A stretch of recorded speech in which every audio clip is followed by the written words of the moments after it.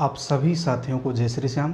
दोस्तों, हम सामाजिक धार्मिक सुधार आंदोलन में ब्रह्म समाज का अध्ययन कर रहे थे। ब्रह्म समाज यानी इससे पहले हमने राजा राम मोहन राय का अध्ययन किया है और राजा राम मोहन राय की मृत्यु के पश्चात ब्रह्म समाज का जो प्रचार प्रसार है, ब्रह्म समाज की जो गतिविधियां हैं, हमें आज उनका अध्ययन करना है। तो 2-3 लाइनें ब्रह्म समाज से संबंधित और हैं।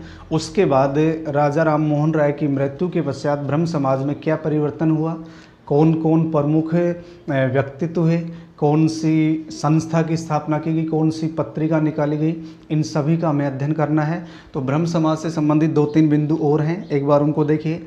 एक तो राजा राम मोहन राय ने हिंदू धर्म का शुद्धतम रूप उपनिषदों में माना है। ब्रह्म समाज के जो संस्थापक हैं राजा राम मोहन राय, उनके अनुसार हिंदू धर्म का शुद्धतम रूप उपनिषदों में निहित है। तो राजा राम मोहन राय ने कहा था,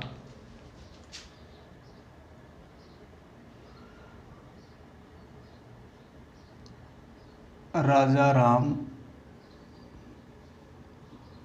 मोहन राय ने कहा था कि हिंदू धर्म का शुद्धतम रूप,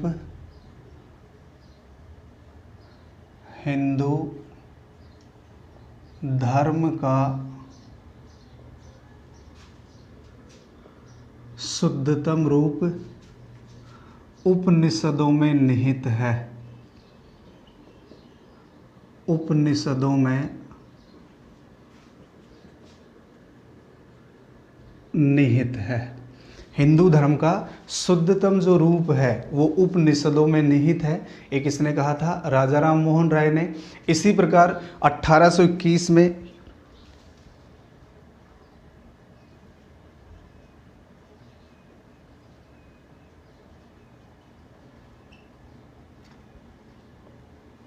कलकत्ता में यूनिटेरियन मिशन की स्थापना की गई थी। राजा राम मोहन राय के द्वारा मिशन की स्थापना की गई। राजा राम मोहन राय के द्वारा 1821 में कलकत्ता में यूनिटेरियन मिशन की स्थापना की गई। और जो आपका ब्रह्म समाज है, ब्रह्म समाज को आधुनिक भारत का प्रथम मिशनरी आंदोलन भी कहा जाता है। ब्रह्म समाज को आधुनिक भारत का, ब्रह्म समाज को आधुनिक भारत का, आधुनिक भारत का प्रथम मिशनरी आंदोलन भी कहा जाता है। आंदोलन भी कहा जाता है। ब्रह्म समाज को आधुनिक भारत का प्रथम मिशनरी आंदोलन भी कहा जाता है। तो राजा राम मोहन राय के अनुसार हिंदू धर्म का शुद्धतम रूप उपनिषदों में निहित है। इन्होंने 1821 को कलकत्ता में यूनिटेरियन मिशन की स्थापना की और ब्रह्म समाज को आधुनिक भारत का प्रथम मिशनरी आंदोलन भी कहा जाता है। इसके बाद हमने बात की कि राजा राम मोहन राय ने अपनी मृत्यु से पूर्व द्वारिकानाथ टैगोर और रामचंद्र विद्यावागीश को ब्रह्म समाज का नेतृत्व सौंप दिया था। तो उसके बाद की जो गतिविधियां हैं उनका हमें अध्ययन करना है। तो एक तो जैसे हम बात करें राजा राम की मृत्यु के पश्चात, राजा राम मोहन राय की मृत्यु के पश्चात क्या गतिविधियां हैं, उन गतिविधियों का हमें अध्ययन करना है। तो सामान्य सी बात है, एक तो द्वारिकानाथ टैगोर, एक रामचंद्र विद्यावागीश, ये 2 व्यक्तित्व थे। द्वारिकानाथ टैगोर और दूसरे हैं रामचंद्र विद्यावागीश। इन्होंने ब्रह्म समाज का नेतृत्व किया था, क्योंकि कल वाली वीडियो में हम चर्चा कर चुके हैं कि राजा राम मोहन राय ने अपनी मृत्यु से पूर्व ब्रह्म समाज का जो संचालन है इन दो व्यक्तियों को सौंपा था, द्वारिकानाथ टैगोर और रामचंद्र विद्यावागीश। अब द्वारिकानाथ जो टैगोर है इनके पुत्र थे देवेंद्र नाथ टैगोर। अगला जो बिंदु बनेगा वो बनेगा अपना देवेंद्र नाथ टैगोर, क्योंकि ये जो देवेंद्र नाथ टैगोर थे ये द्वारिकानाथ टैगोर के पुत्र थे, द्वारिकानाथ टैगोर के पुत्र थे। अब नेतृत्व तो इसके हाथों में है। देवेंद्र नाथ टैगोर के पश्चात ब्रह्म समाज का जो नेतृत्व है वो केशव चंद्र सेन के हाथों में आ जाएगा। वो किसके समय आएगा, किसके हाथों में आएगा, केशव चंद्र सेन। तो हमें दो व्यक्तित्व का अध्ययन करना है, एक तो देवेंद्र नाथ टैगोर और उसके बाद हम बात करेंगे केशव चंद्र सेन। तो राजा राम मोहन राय ने अपनी मृत्यु से पूर्व इन दो व्यक्तियों को ब्रह्म समाज का नेतृत्व सौंप दिया था। इसके बाद यानी द्वारिकानाथ टैगोर का जो पुत्र था वो था देवेंद्र नाथ टैगोर। अब देवेंद्र नाथ टैगोर के नेतृत्व में ब्रह्म समाज में क्या क्या गतिविधियां होती हैं, यद्यपि ये ब्रह्म समाज की जो सदस्यता है वो 1843 में ग्रहण करता है। इसे ब्रह्म समाज की सदस्यता कब मिलती है, 1843 में। लेकिन इससे पहले भी इसने कई संस्थाओं की स्थापना की थी, स्कूल वगैरह, पत्र वगैरह प्रकाशित किए थे। उन सभी का हमें यहाँ विस्तृत रूप से अध्ययन करना है। तो देवेंद्र नाथ टैगोर एक तो ये द्वारिकानाथ टैगोर के पुत्र थे।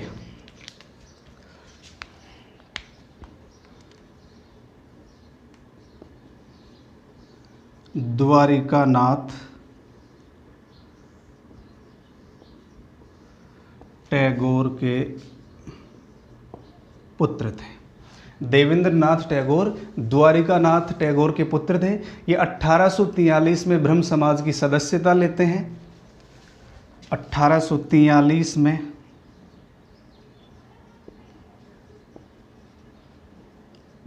ब्रह्म समाज की सदस्यता ली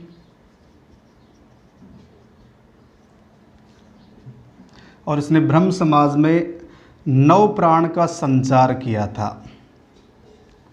ब्रह्म समाज में नव प्राण का संचार किया, नव प्राण का इन्होंने संचार किया। इसी प्रकार कलकत्ता में तत्व रंजनी सभा की स्थापना की। तत्व रंजनी सभा, इसका जो गठन है वो कहाँ किया गया था, कलकत्ता में। और बाद में ये ही सभा परिवर्तित होकर तत्वबोधिनी सभा के रूप में सामने आती है। यानी सर्वप्रथम कलकत्ता में तत्वरंजनी सभा का गठन किया। 1839 में जो तत्वरंजनी सभा है ये तत्वबोधिनी सभा के रूप में सामने आती है। तो 1839 में इसका नाम क्या हो गया, तत्वबोधिनी सभा।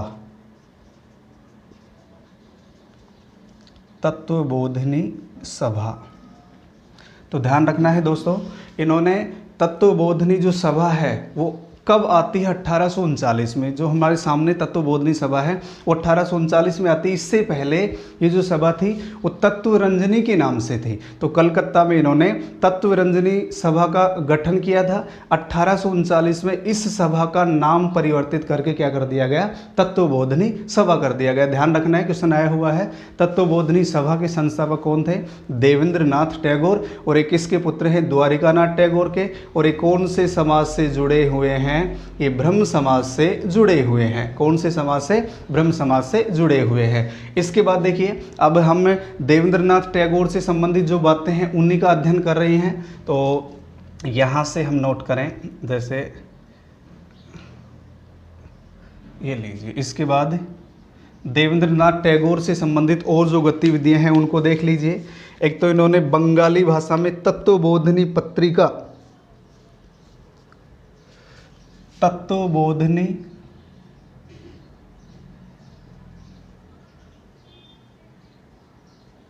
पत्रिका का प्रकाशन किया। ये बंगाली भाषा में है, तत्वबोधिनी पत्रिका बंगाली भाषा में, और ये ब्रह्म समाज की मुख्य पुस्तिका थी, मुख्य पत्रिका बन गई। ब्रह्म समाज की मुख्य पत्रिका।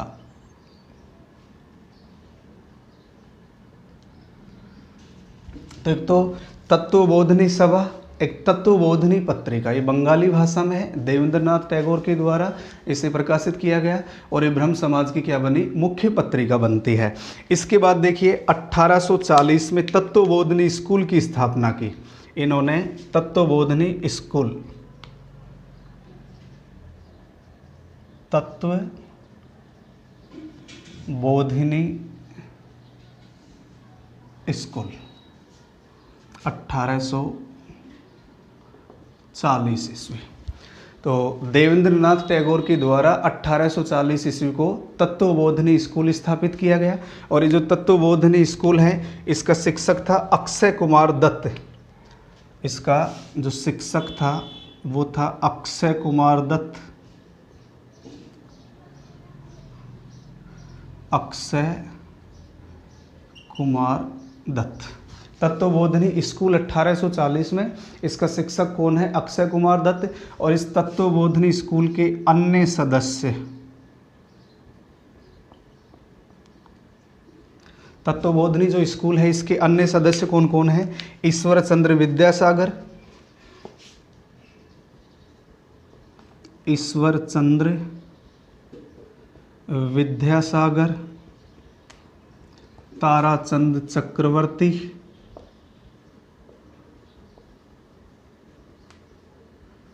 और प्यारे लाल चंद्र या प्यारे चंद्र मित्र। एक व्यक्ति और लिख लेते हैं, प्यारे चंद्र मित्र। तो तत्वबोधिनी सभा, तत्वबोधिनी पत्रिका, तत्वबोधिनी पत्रिका और तत्वबोधिनी स्कूल, इन तीनों के संस्थापक कौन हो गए, देवेंद्रनाथ टैगोर, जो किसके पुत्र हैं, द्वारिकानाथ टैगोर के। ये किसके पुत्र हैं, द्वारिकानाथ टैगोर के। इसके पश्चात देखिए इन्होंने, जैसे हम यहाँ बात करें, ब्रह्मोधर्म धार्मिक पुस्तिका का संकलन किया, धार्मिक पुस्तिका का संकलन किया। ब्रह्मोधर्म धार्मिक पुस्तिका का संकलन, ये ईसाई मिशनरियों के विरोध में, ईसाई, क्योंकि जो ईसाई मिशनरियों में एक अलेक्जेंडर डफ था, वो हिंदू धर्म का विरोध करता था, हिंदू धर्म की बुराइयां करता था, उसके विरोध में एक पुस्तक, धार्मिक पुस्तिका का संकलन किया गया जिसका नाम क्या है, ब्रह्मोधर्म, जिसका नाम क्या है, ब्रह्मोधर्म। इसी प्रकार ब्रह्मा की उपासना, ब्रह्मो उपासना की शुरुआत की इसने, ब्रह्मो उपासना की शुरुआत की, उपासना, ब्रह्मोपासना की शुरुआत की। तो एक तो ब्रह्मोधर्म धार्मिक पुस्तिका का संकलन किया और एक ब्रह्मो उपासना की इसके द्वारा शुरुआत की गई। अब इन्होंने 1857 में केशव चंद्र सेन को, 1857 में केशव चंद्र सेन को ब्रह्म समाज की सदस्यता सौंप दी। तो ब्रह्म समाज का जो सदस्य है केशव चंद्र सेन, वो 1857 में किसके कहने पर बनेगा, देवेंद्रनाथ टैगोर। तो इन्होंने 1857 में केशव चंद्र सेन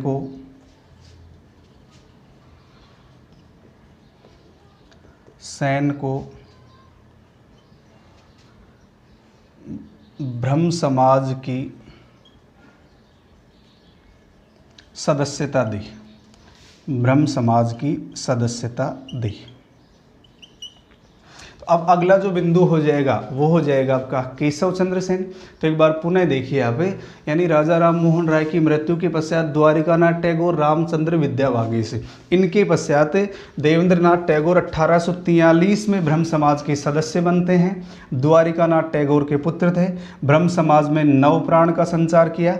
तत्वरंजनी सभा की स्थापना की, जो आगे परिवर्तित होकर 1839 में किस नाम से सामने आती है? तत्वबोधिनी सभा के नाम से। इसी प्रकार तत्वबोधिनी पत्रिका बंगाली भाषा, ये ब्रह्म समाज की मुख्य पत्रिका बनी। तत्वबोधिनी स्कूल की स्थापना की गई। इसके शिक्षक कौन थे? अक्षय कुमार दत्त। शिक्षक कौन थे? अक्षय कुमार दत्त। इसके अन्य सदस्य हैं ईश्वर चंद्र विद्यासागर, ताराचंद चक्रवर्ती, प्यारे चंद्र मित्र। ब्रह्मोधर्म धार्मिक पुस्तिका का संकलन है। ईसाई मिशनरियों के विरोध में इसका संकलन किया गया। ब्रह्म उपासना ने ब्रह्मा की उपासना की शुरुआत की। और 1857 में केशव चंद्र सेन को ब्रह्म समाज की सदस्यता देने वाले कौन थे? देवेंद्रनाथ टैगोर। तो इसके बाद अगला जो बिंदु बनेगा वो बनेगा आपका केशव चंद्र सेन, क्योंकि देवेंद्रनाथ टैगोर का हमने अध्ययन कर लिया है। इसके बाद हम बात करते हैं किसकी? केशव चंद्र सेन की। तो एक बार आप इसका स्क्रीनशॉट ले लीजिए।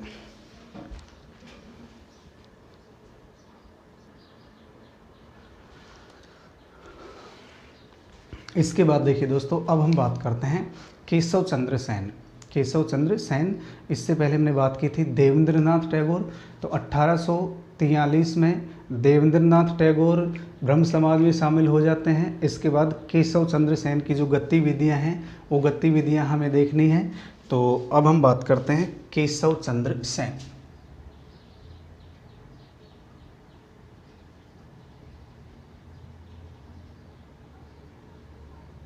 केशव चंद्र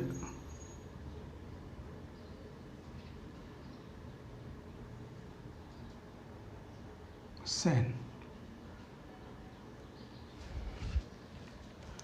एक तो केशव चंद्र सेन के समय ब्रह्म समाज का अत्यधिक विस्तार हुआ और ब्रह्म समाज की लोकप्रियता में वृद्धि हुई। तो अत्यधिक विस्तार और लोकप्रियता में वृद्धि होती है। जैसे 2-4 बिंदु हैं, उनको नोट करते हैं। ब्रह्म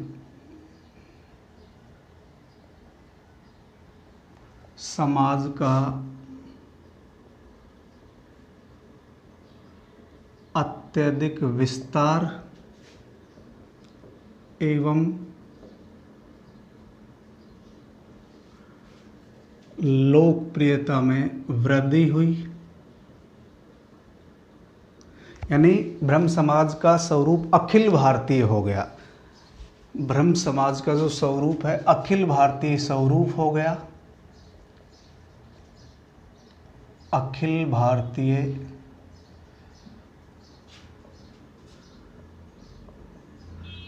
स्वरूप हो गया।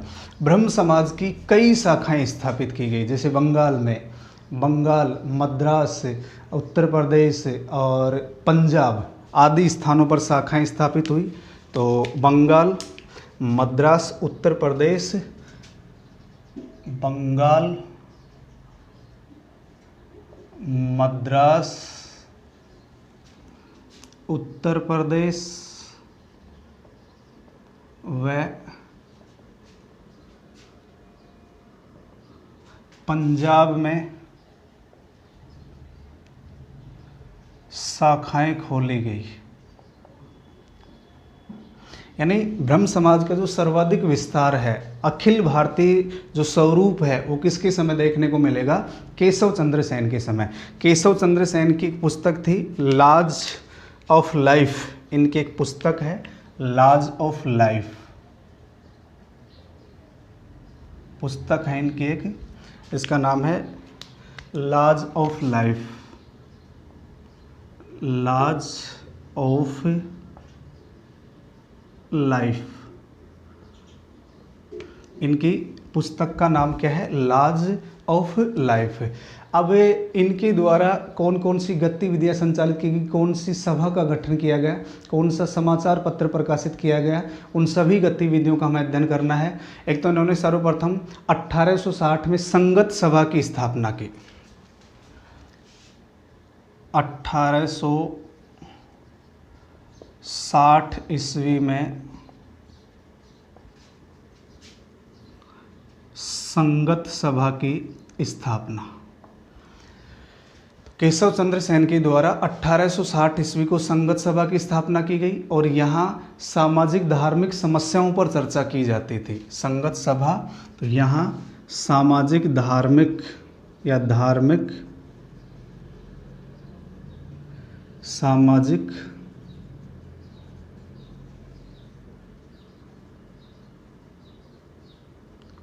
समस्याओं पर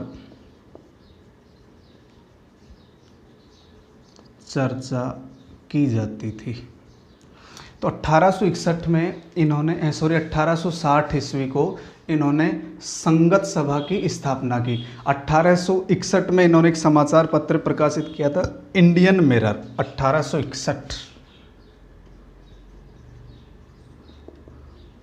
1861 की ईस्वी की यदि हम बात करें तो 1861 में इन्होंने एक दैनिक समाचार पत्र है, अंग्रेजी भाषा में है, इंडियन मिरर।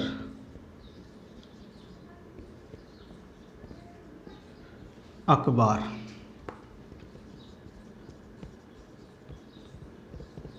और ये कौन सी भाषा में है? अंग्रेजी भाषा में। कौन सी भाषा में? अंग्रेजी भाषा में। किसी भी भारतीय द्वारा प्रकाशित ये प्रथम दैनिक था। तो ये प्रथम भारतीय दैनिक था, प्रथम भारतीय दैनिक। यानी किसी भी भारतीय द्वारा प्रकाशित प्रथम दैनिक समाचार पत्र कौन सा था, दैनिक अखबार कौन सा था? Indian mirror.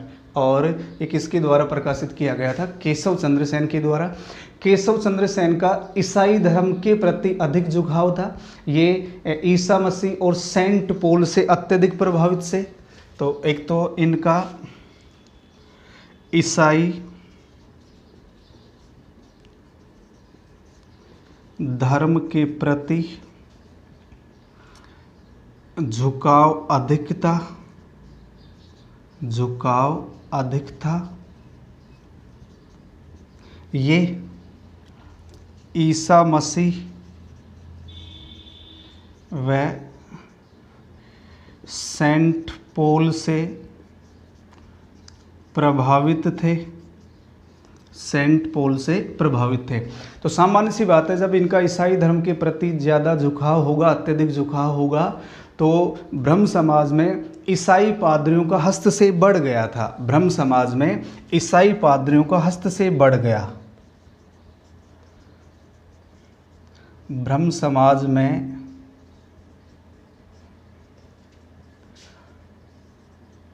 ईसाई पादरियों का हस्तक्षेप शुरू हो गया। ब्रह्म समाज में अब ईसाई पादरियों का हस्तक्षेप शुरू हो गया। ये उदारवादी विचारों के थे। केशव चंद्र सेन ये उदारवादी विचारधारा के थे। ये यहाँ बात करें उदारवादी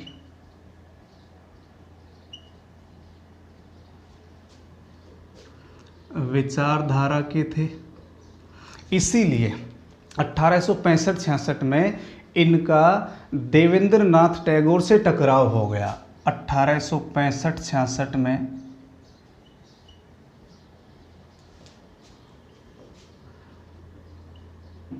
देवेंद्र नाथ टैगोर से टकराव हो गया। 1865-66 में देवेंद्र नाथ टैगोर से टकराव हुआ और इस प्रकार ब्रह्म समाज का प्रथम विभाजन हमें देखने को मिलेगा। तो यहाँ यानी उनके उदारवादी विचारों के कारण ब्रह्म समाज का जो प्रथम विभाजन है वो देखने को मिलेगा। तो ब्रह्म समाज का प्रथम विभाजन अब हो जाएगा ब्रह्म समाज का 2 बार विभाजन होगा, वो हम आगे बात करेंगे। ब्रह्म समाज का प्रथम विभाजन 1866 ईस्वी में ब्रह्म समाज का प्रथम विभाजन हो गया, क्योंकि उदारवादी विचारधारा से संबंधित थे और इसीलिए देवेंद्र नाथ टैगोर से इनका टकराव हुआ और ब्रह्म समाज का विभाजन हो गया। तो विभाजन की हम बात करें तो 2 भागों में है। एक तो आ जाएगा आपका आदि ब्रह्म समाज, आदि ब्रह्म समाज। तो ये जो आदि ब्रह्म समाज है ये तो किसके नेतृत्व में संचालित रहेगा? देवेंद्रनाथ टैगोर, देवेंद्रनाथ टैगोर।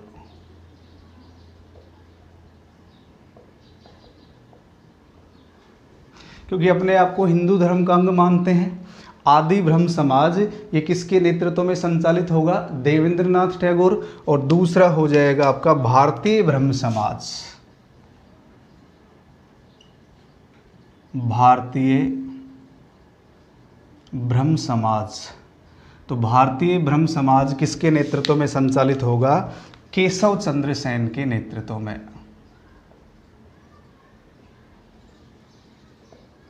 ये लो। तो ब्रह्म समाज का जो प्रथम विभाजन है वो 1866 में किन की गतिविधियों की वजह से होता है? केशव चंद्र सेन की उदारवादी नीतियों की वजह से होता है, क्योंकि ये ईसाई धर्म के प्रति अत्यधिक आकर्षित थे, उनसे प्रभावित थे। जैसे हमने अभी बात की कि एक तो ईसा मसीह सेंट पॉल से अधिक प्रभावित थे, ब्रह्म समाज में ईसाई पादरियों का हस्तक्षेप बढ़ गया। इस प्रकार इनका देवेंद्रनाथ टैगोर से टकराव होता है। और ये जो आपका ब्रह्म समाज है ये पहला विभाजन कब होता है? 1866।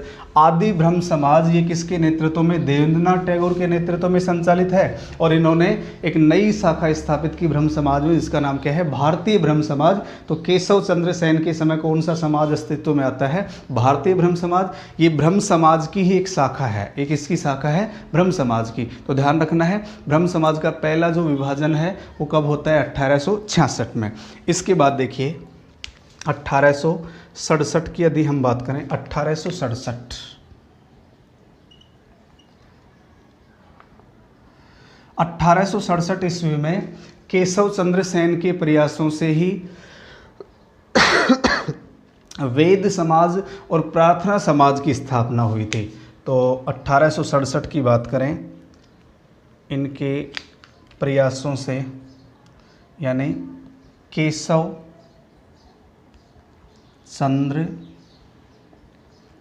सेन के प्रयासों से मद्रास में वेद समाज व महाराष्ट्र में प्रार्थना समाज की स्थापना हुई। मद्रास में वेद समाज और महाराष्ट्र में, इनका हम आगे अध्ययन करेंगे, इन दोनों का हमें आगे अध्ययन करना है। वेद समाज जिसे दक्षिण भारत का ब्रह्म समाज कहा जाता है, प्रार्थना समाज आत्माराम पांडुरंग,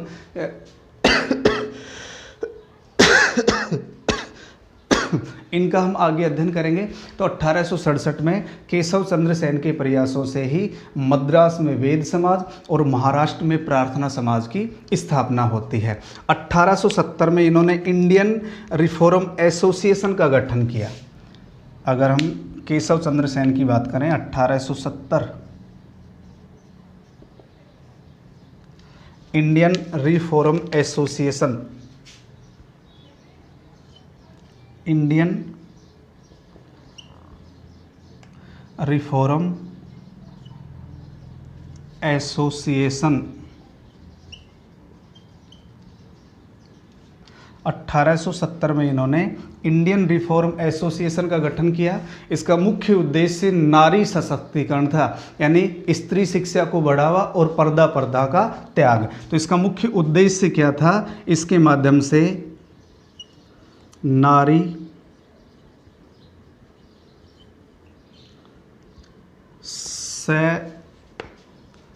सशक्तिकरण पर बल, यानी एक तो स्त्रियों की शिक्षा और एक पर्दा पर था, पर्दा का त्याग, स्त्रियों की शिक्षा को बढ़ावा और पर्दा का त्याग। तो ध्यान रखना है 1870 में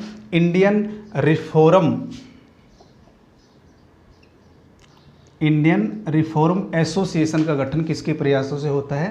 केशव चंद्र सेन।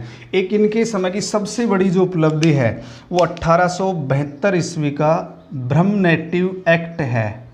1872 ईस्वी, ब्रह्म नेटिव एक्ट, ब्रह्म नेटिव एक्ट अथवा नेटिव एक्ट, यानी एक बहुत बड़ी उपलब्धि इनके समय की, इन्होंने विवाह की आयु निश्चित कर दी थी। इसके माध्यम से कई बार एग्जाम में पूछा जा चुका है 1872 का ब्रह्म नेटिव एक्ट या ब्रह्म विवाह अधिनियम भी कह सकते हैं इसे, क्योंकि ब्रह्म समाज के द्वारा संचालित था इसलिए इसे ब्रह्म विवाह अधिनियम भी कह सकते हैं। अब इसके तहत विवाह की आयु निर्धारित की गई, इसके तहत विवाह की आयु निर्धारित की गई और इसमें लड़के की आयु 18 वर्ष, लड़का और लड़की की जो विवाह की आयु है वो निर्धारित की गई थी। तो लड़का की जो आयु है वो 18 वर्ष और लड़की की आयु कितने वर्ष निर्धारित की गई? 14 वर्ष। तो केशव चंद्र सेन, ब्रह्म समाज का अत्यधिक विस्तार और लोकप्रियता में वृद्धि होती है। अखिल भारतीय स्वरूप व बंगाल, मद्रास, उत्तर प्रदेश, पंजाब में शाखाएं खोली गई। इन्होंने एक पुस्तक प्रकाशित की थी laws of life, laws of life. 1860 को संगत सभा की स्थापना की जिसमें धार्मिक सामाजिक समस्याओं पर चर्चा की जाती थी। 1861 में इंडियन मिरर दैनिक अखबार, अंग्रेजी का अखबार था, किसी भी भारतीय द्वारा निकाला गया पहला अखबार था। ईसाई धर्म के प्रति अत्यधिक झुकाव था। ईसा मसीह सेंट पॉल से प्रभावित थे। ब्रह्म समाज में इस प्रकार ईसाई पादरियों का हस्तक्षेप बढ़ गया। उदारवादी विचारधारा के थे। 1865-66 में देवेंद्रनाथ टैगोर से टकराव हुआ और ब्रह्म समाज का पहला विभाजन 1866 में। आदि ब्रह्म समाज देवेंद्रनाथ टैगोर और भारतीय ब्रह्म समाज केशव चंद्र सेन। ध्यान रखना है, कई बार एग्जाम में पूछा जा चुका है। ब्रह्म समाज राजा राम मोहन राय, हम एक बार लास्ट में टेबल बना लेंगे। ब्रह्म समाज के संस्थापक कौन थे? राजा राम मोहन राय। आदि ब्रह्म समाज देवेंद्रनाथ टैगोर। भारतीय ब्रह्म समाज केशव चंद्र सेन। 1867 में केशव चंद्र सेन के प्रयासों से मद्रास में वेद समाज और महाराष्ट्र में प्रार्थना समाज की स्थापना होगी, जिसकी हमें अब आगे चर्चा करनी है। 1870 ईस्वी को इन्होंने इंडियन रिफॉर्म एसोसिएशन का गठन किया। इसका मुख्य उद्देश्य क्या था? नारी सशक्तिकरण, यानी स्त्री शिक्षा को बढ़ावा, पर्दा का त्याग। इसी प्रकार इन्होंने ब्रह्म नेटिव एक्ट, जिसे ब्रह्म विवाह अधिनियम भी कहा जा सकता है, ब्रह्म विवाह अधिनियम 1872 में इनके प्रयासों से पारित हुआ और विवाह की आयु, लड़के की आयु 18 वर्ष और लड़की की आयु 14 वर्ष निर्धारित की गई। लेकिन केशव चंद्र सेन ने ही इस एक्ट का पालन नहीं किया, क्योंकि ये अपनी लड़की का विवाह 13 वर्ष की आयु में ही कर देंगे। इसीलिए ब्रह्म समाज का दूसरा विभाजन होगा। इसके बाद ब्रह्म समाज का दूसरा विभाजन, इसके बाद हम चर्चा करते हैं। तो एक बार आप इसका स्क्रीनशॉट ले लीजिए।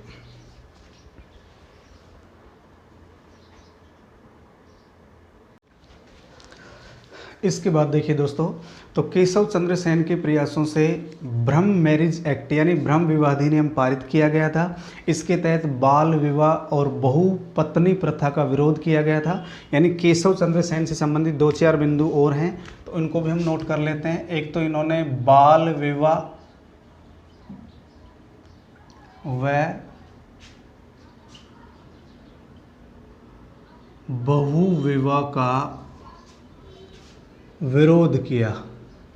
इन्होंने बाल विवाह और बहु विवाह का विरोध किया, लेकिन केशव चंद्र सेन ने अपनी 13 वर्ष की पुत्री का विवाह कूच बिहार के राजा के साथ कर दिया। तो इन्होंने 13 वर्ष की पुत्री का विवाह कूच बिहार के राजा के साथ कर दिया। यानी इन्होंने खुद ही विवाह से संबंधित एक्ट पारित करवाया। विवाह की आयु 18 और 14 वर्ष रखी गई, लेकिन इन्होंने 13 वर्ष की आयु में ही अपनी पुत्री का विवाह कूच बिहार के राजा के साथ कर दिया। इसीलिए केशव चंद्र सेन की इस नीति का विरोध हुआ और ब्रह्म समाज का दूसरा विभाजन हो गया। ब्रह्म समाज का दूसरा विभाजन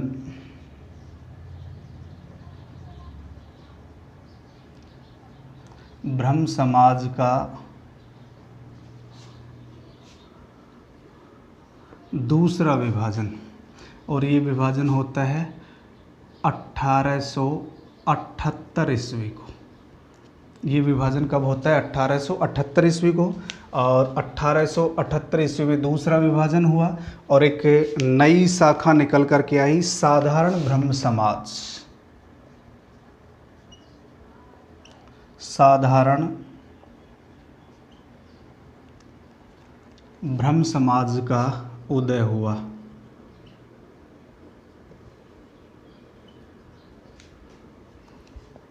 साधारण ब्रह्म समाज का उदय हुआ।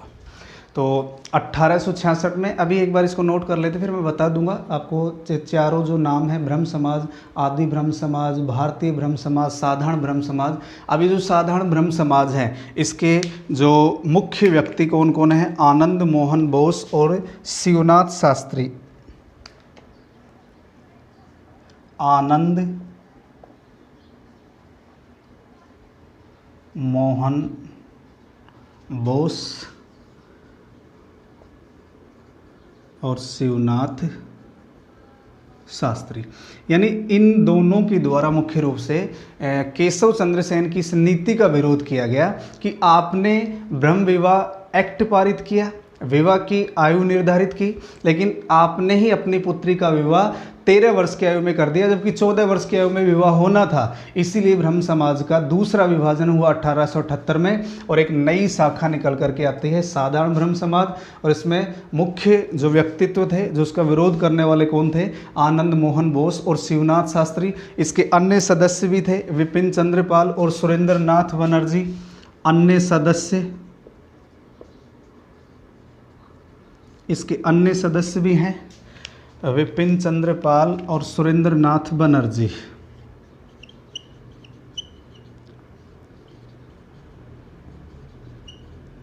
वह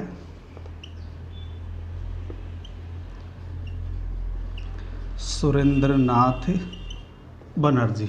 और ये जो आनंद मोहन बोस थे, ये इसके प्रथम अध्यक्ष बने।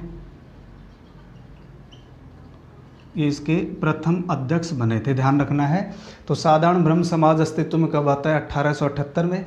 ये साधारण ब्रह्म समाज है, इसके द्वारा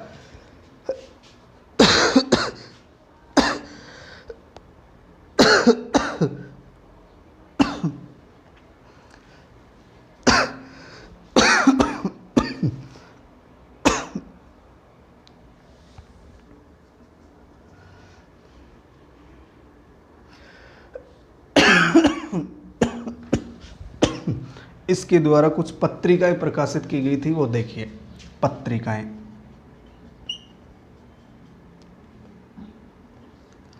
साधारण ब्रह्म समाज के द्वारा कुछ पत्रिकाएं प्रकाशित की गई थी। तत्व कौमुदी,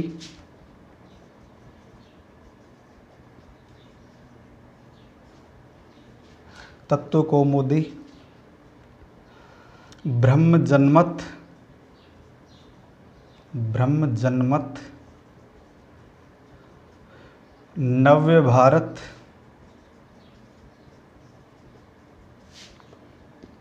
संजीवनी। नव्य भारत, संजीवनी, ये कुछ पत्रिकाएं थी जो किसके द्वारा प्रकाशित की गई थी? साधारण ब्रह्म समाज के द्वारा। अब 1884 में केशव चंद्र सेन का देहांत हो जाता है और केशव चंद्र सेन की मृत्यु के बाद मैक्स मूलर ने कहा था कि भारत ने अपना श्रेष्ठतम पुत्र खो दिया। तो 1884 को केशव चंद्र सेन का देहांत हुआ।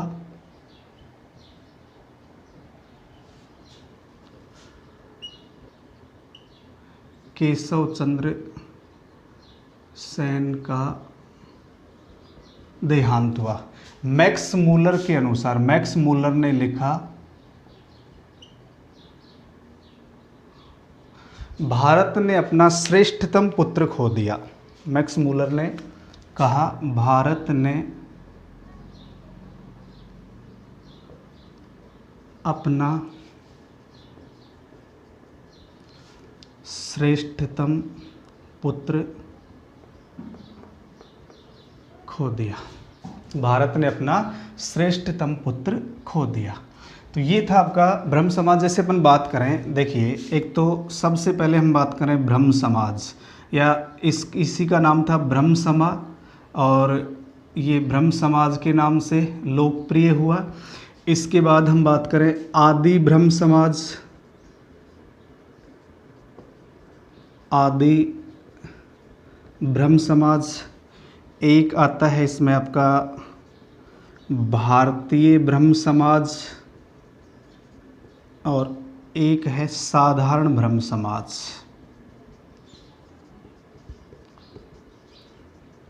साधारण ब्रह्म समाज। तो जैसे ये तीनों यहीं पे, चारों नाम यहीं पे याद कर लीजिए आप। ब्रह्म सभा या ब्रह्म समाज, यहाँ तो आ जाएंगे आपके राजा राम मोहन राय, ठीक है। आदि ब्रह्म समाज की यदि हम बात करें, यहाँ आ जाएंगे देवेंद्रनाथ टैगोर। भारतीय ब्रह्म समाज की बात करें, केशव चंद्र सेन, केशव चंद्र सेन। और साधारण ब्रह्म समाज की बात करें तो आनंद मोहन बोस, मुख्य रूप से आनंद मोहन बोस और शिवनाथ शास्त्री, शिवनाथ शास्त्री। तो ये ब्रह्म समाज से संबंधित कुछ महत्वपूर्ण बिंदु थे। तो ब्रह्म समाज से संबंधित जो भी महत्वपूर्ण बिंदु थे हमने सभी का अध्ययन किया है। एक तो केशव चंद्र सेन बाल विवाह बहु विवाह का विरोध करते हैं, लेकिन खुद ही अपनी पुत्री का विवाह 13 वर्ष की आयु में कूच बिहार के राजा के साथ कर देते हैं। इसीलिए ब्रह्म समाज में दूसरा विभाजन 1878, पहला विभाजन 1866 में होता है। पहला विभाजन कब होता है? 1866 में।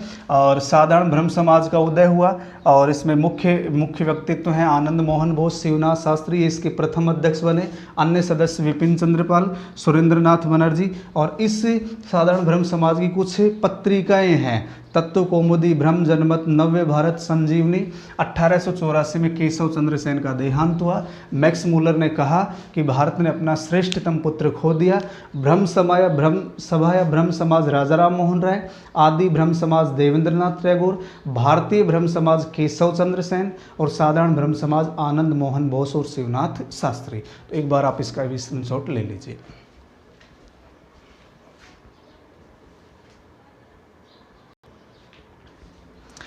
इसके बाद देखिए दोस्तों, दो छोटे छोटे बिंदु हैं, एक बार उनको देख लीजिए आप। उनका हम अगले वीडियो में अध्ययन करेंगे। एक तो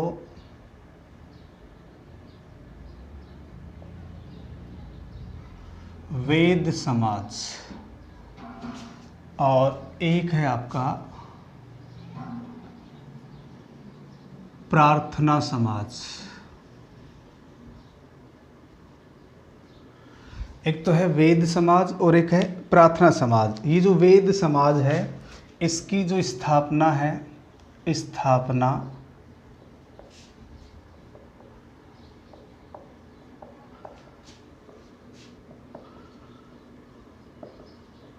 1864 में मद्रास में हुई। वेद समाज, इसकी स्थापना 1864 को कहाँ होती है? मद्रास में। और इसके जो संस्थापक थे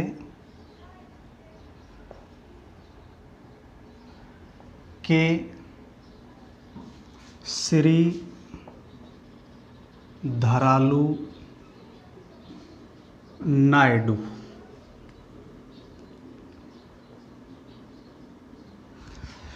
इसके जो संस्थापक थे वो थे के श्री धरालू नायडू। और इसकी जो स्थापना है, इसकी स्थापना केशव चंद्र सेन के प्रयासों से होती है।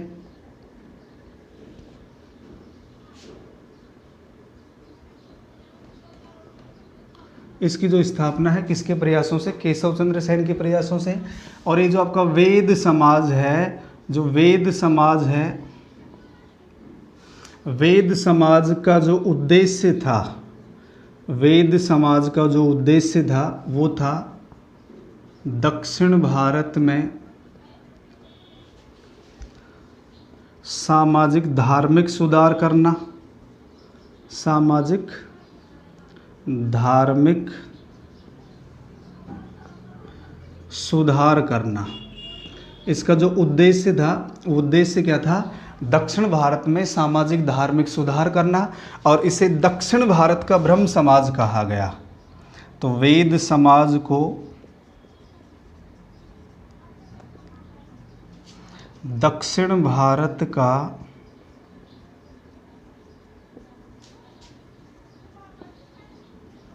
ब्रह्म समाज कहा गया। तो दक्षिण भारत का ब्रह्म समाज किसे कहा जाता है? वेद समाज। इसकी स्थापना 1864 को मद्रास में होती है। इसके संस्थापक कौन थे? के श्रीधरालु नायडू। स्थापना में भूमिका किसकी थी? केशव चंद्र सेन की। इससे पहले भी हम चर्चा कर चुके हैं। वेद समाज का जो उद्देश्य था वो क्या था? दक्षिण भारत में सामाजिक धार्मिक सुधार करना। जिस प्रकार उत्तर भारत की बात करें, उत्तर भारत में मुख्य रूप से राजा राम मोहन राय का ब्रह्म समाज था, तो वेद समाज को दक्षिण भारत का ब्रह्म समाज कहा जाता है। और आपको एक लाइन ध्यान रखनी है, देव समाज अलग है। नोट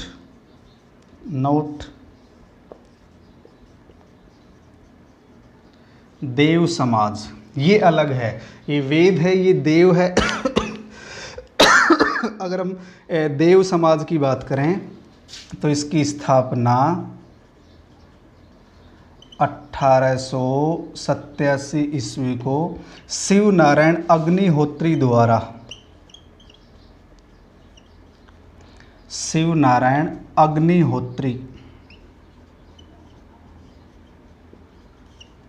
अग्निहोत्री ने लाहौर में की थी। ये ध्यान रखना है, ये पहले ब्रह्म समाज से जुड़े हुए थे शिव नारायण अग्निहोत्री। वेद समाज अलग है और देव समाज अलग है। तो वेद समाज 1864 मद्रास और देव समाज 1887 ईस्वी को लाहौर में। और इसके संस्थापक कौन थे? शिव नारायण अग्निहोत्री। इसके संस्थापक कौन थे? शिव नारायण अग्निहोत्री। इसके बाद प्रार्थना समाज, यद्यपि इसका हम यहाँ डिटेल से अध्ययन नहीं करेंगे, केवल मैं बता रहा हूँ आपको, इसका हम अलग से वीडियो बनाएंगे प्रार्थना समाज का। अगर हम प्रार्थना समाज की बात करें तो प्रार्थना समाज की जो स्थापना है